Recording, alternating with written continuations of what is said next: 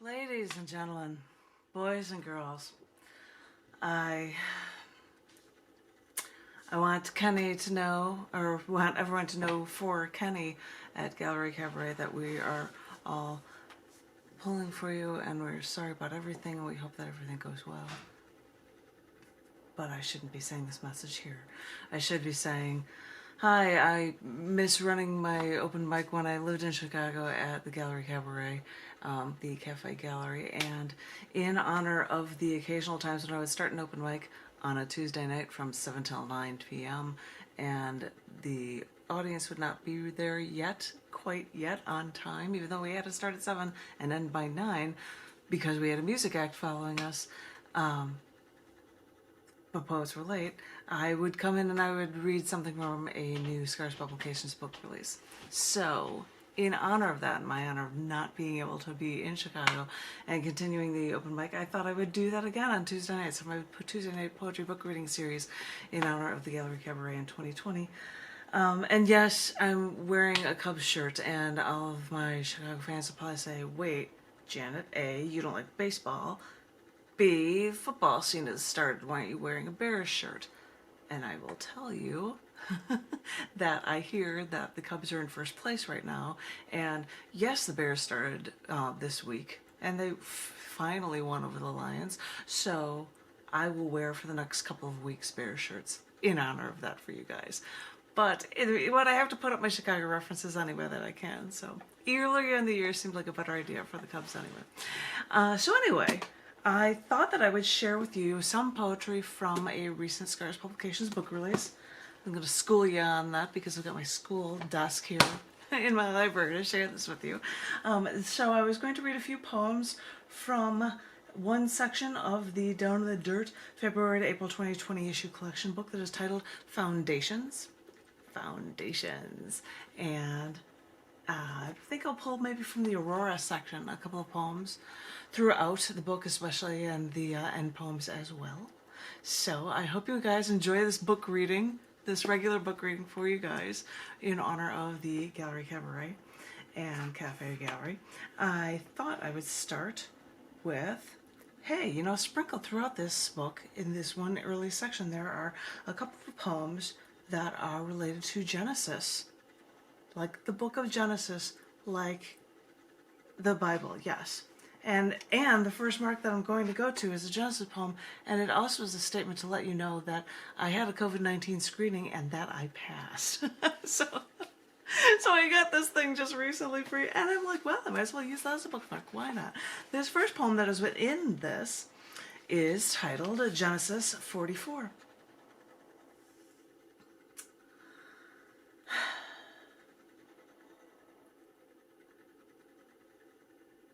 I was kind to your lot on the surface, but after your evil led 10 men to try to destroy me, I knew you deserved a slave's fate, if not death. If I hid my valuables in one good man's bag, well, when you left, my steward caught up with you to catch your heinous thievery.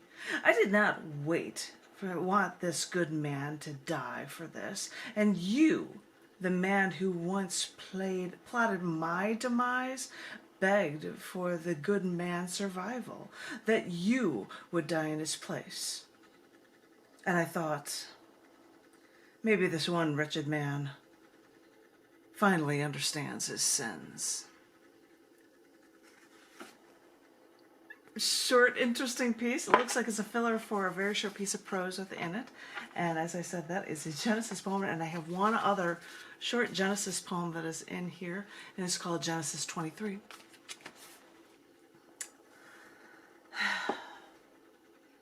I was heartbroken about how my loved ones suffered. This was my family, and after they finally passed away, I could only give them space, a place to rest, and finally be at peace. Okay, ladies and gentlemen, boys and girls, I think that is enough of the Genesis themed stuff.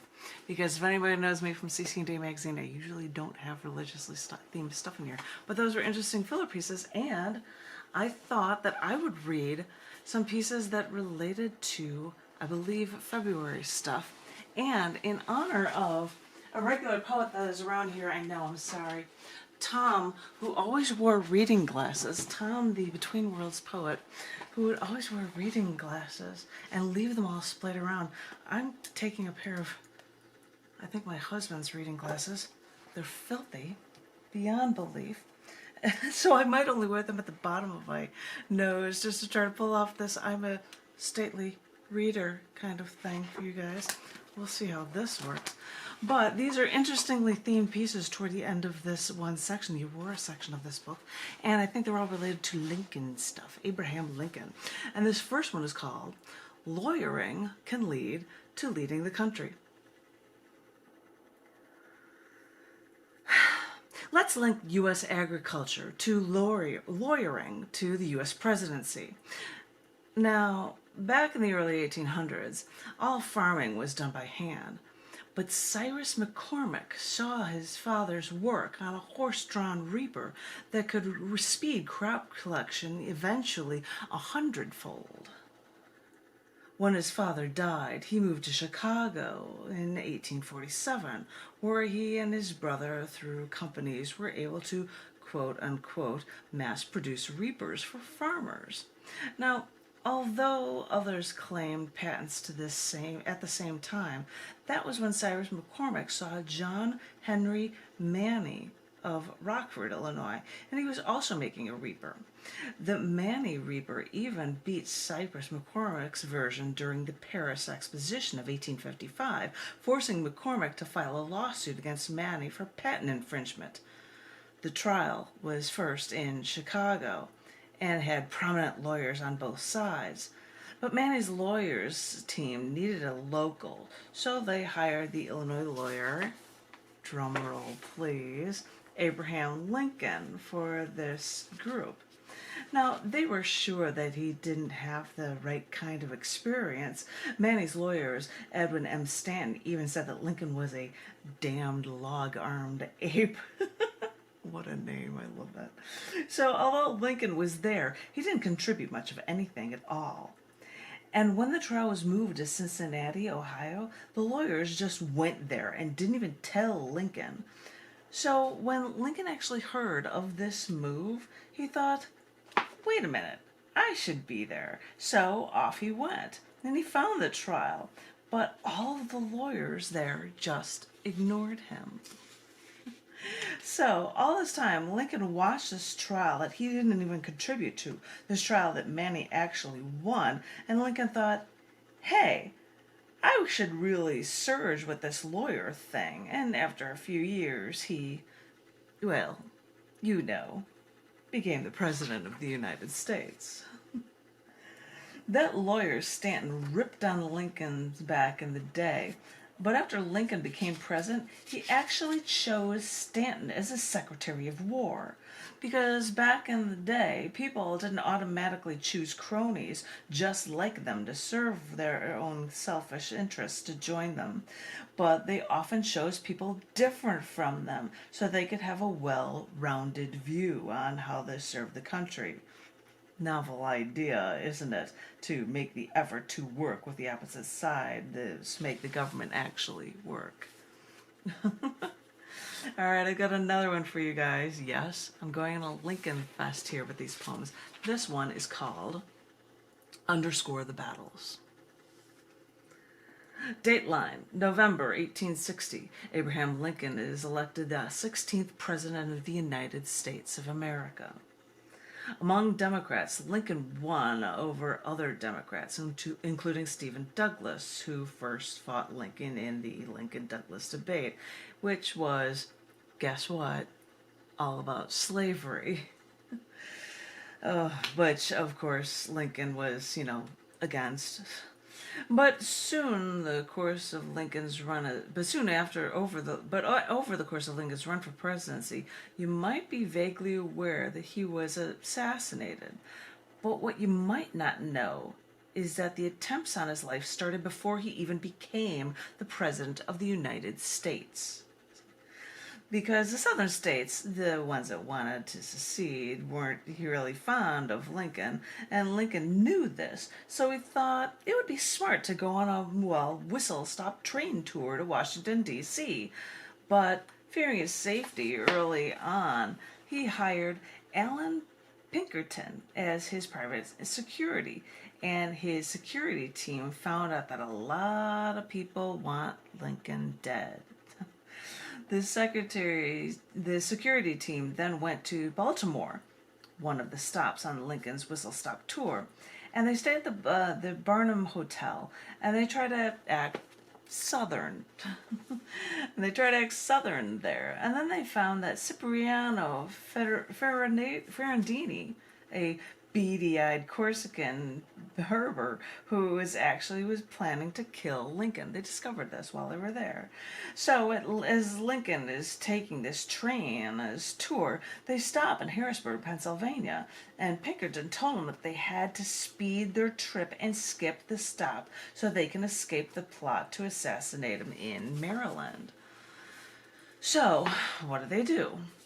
They remove the hat that Lincoln is so well known for, wrap him up in a shawl, and claim that he's an invalid, that he is their invalid brother, and they need to get on the train.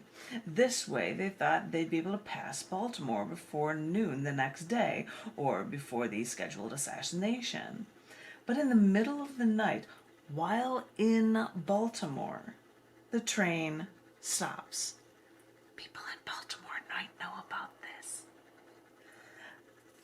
Why is the train stopped? They wondered, and they found out that Baltimore has a sound ordinance, so the only train couldn't run for hours. They couldn't run overnight with their train. So Lincoln was a sitting duck there on this train, whose engines aren't even allowed to run at this hour. So they did the only thing they could think of. They got horses.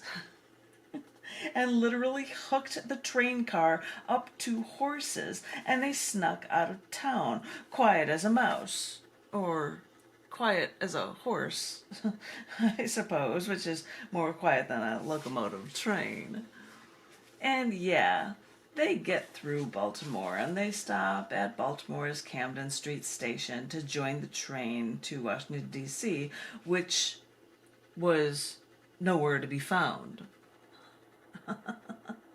At this point, they could hear the people all around outside talking about how terrible Lincoln was and how the South will rise. And Pinkerton is stunned that Lincoln is sitting here, hiding near people that want him killed. But thank goodness the Washington train eventually showed up at around 6 a.m., February 23rd. Abraham Lincoln arrived in Washington, D.C., averting the first assassination attempt on his life. This was a perfect underscore for the battles Abraham Lincoln had to endure. He shouldered the century's burden, the burden of first declaring some human beings are anything but human beings. We may look now and find it impossible to believe that human beings were bought and sold, tortured in a hot box for days. We hear this speech of having a dream for unity, and on some levels it may still be a dream. But after blacks have run companies in the U.S. and run the presidency, we all must think that there's nothing any of us can't do. So, this fear founded from servitude and slavery is no longer a part of our vocabulary. But when it was the norm, imagine the uphill battle one man had to face to try to convince an entire nation that their property isn't property at all, but living, breathing human beings. What an uphill battle, and oh, how he paid for his beliefs. Ladies and gentlemen, I have to tell you, it's the weirdest thing to sit here with a book open on a book desk like this, a school book desk like this. So on that note, I'm going to share one more poem with you because I don't know if I can do this that much longer. But this is one more piece about Lincoln. Yippee. And it's called Joining the Grave Robbing Crew. My grandmother's birthday is February 12th. And when I was a toddler, the family would take her out to dinner for her birthday. We would all sing happy birthday to her, and instead of singing Grandma, ingenious me would belt out Abraham Lincoln instead. I know Lincoln's not from Illinois, but Illinois is where he's known. I mean, I even kept one or two of my custom Land of Lincoln emblazoned Illinois vanity license plates. And Lincoln is known for so much amazing stuff through his presidency until he died, including attempts on his life. But I also love stories about how people even tried to steal Lincoln's corpse. Because back in 1875, Big Jim Canale and he had a really great counterfeiting ring in Chicago. He had a guy named Boyd, and he made the best money. Problems came when the Fed finally caught them, and Boyd took all of the heat. So Kennelly's thinking was, wait a minute, I'm not making money hand over fist anymore. I've got to get a plan to make money, more dough. And then he got an idea. Oh, he got a wonderful, awful idea.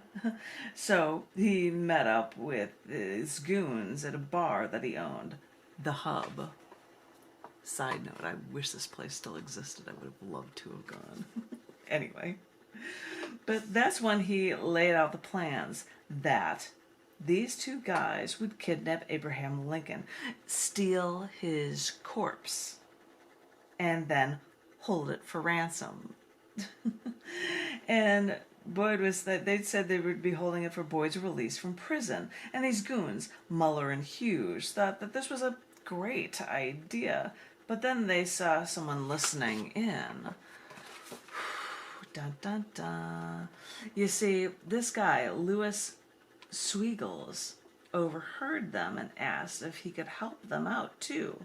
The goons thought he looked like a legit guy, so they asked Sweegles to join their crew, not realizing that Sweegles was actually an informant for the new U.S. agency, the Secret Service.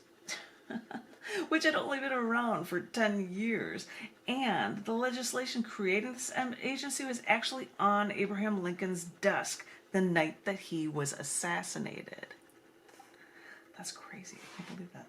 And really, protecting dead presidents so sounded like a job for them. Swiggles brings this to Patrick Tyrrell, agreeing to catch these men red-handed.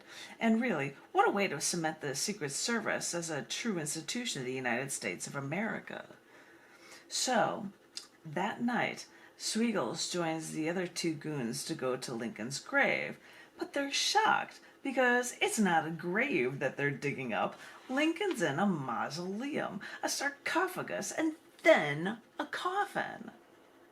This must be how rich people, or at least presidents, are buried, they think. But then Mullen takes out his axe and thinks, well, a job's a job. And he was about to get ready to start bashing everything around to get to Lincoln's body. So, Swiggles, he had to stop him. So he says, hey, wait, we have to be careful. We don't want to hurt Lincoln's body, and this noise will alert the graveyard owners, giving us less time to run. So the goons listened to this guy, and they thought he was legit, so they opted to break into the mausoleum, and once they got in, they tried to lift the whole thing up, which, of course, they couldn't do. The sarcophagus was way too heavy. So now these goons are trying to figure out what to do. And so Swiegel says, let me go outside and have a smoke break to think about this and think this through. And after he leaves, he signals the Secret Service, who sneak up. However, one of the Secret Service guys, George Hay, all stoked but all nervous, accidentally fires his firearm. The goons, Mullen and Hughes, hear the gunshot and they think they've got to make a run for it, even as more men are firing in the dark. And what's really hysterical is that the goons get away because it takes so long for the Secret Service to get to the grave. The Secret Service thought they really screwed this one big time, but the thing is, Muller and Hughes had no idea who was shooting at them. So they just went back to the hub, which is where the Secret Service found and arrested them. Oh, this is a riot. Now, I'm actually sad that in all my years in Chicago I never tried to hunt down the hub, though I think that bar's long closed. And so what if I butted in with Lincoln on my grandmother's birthday? Because with these Lincoln stories, it's still cool to remember. That is the most hysterical story. I mean, really, think about that for a second.